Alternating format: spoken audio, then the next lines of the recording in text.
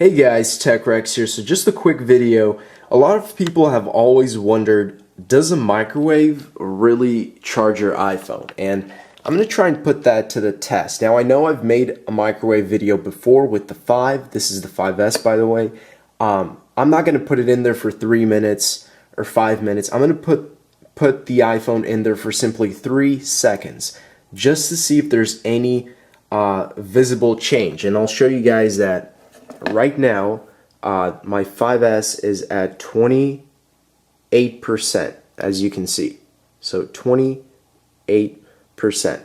I'm putting it in as it is, again, 5S, and I'm going to see what happens. So here's the microwave. Again, just to double check, 28%. Only 3 seconds. There's like food in here, but whatever. Just be careful. Checking again, and it's still at 28%. So put it in there, and of course popcorn or potato. No, popcorn.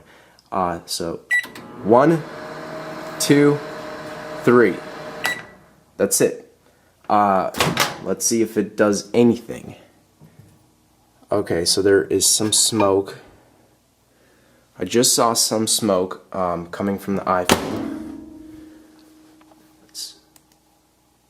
Take a look, and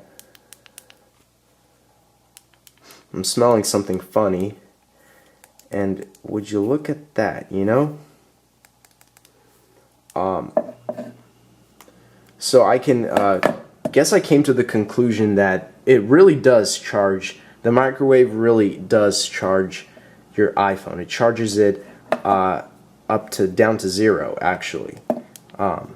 Or in other words, it kills the battery, because it looks like my phone is dead in a matter of 3 seconds. So I guess the lesson here is don't even put your iPhone in the microwave for even a second unless you just want to kill it, because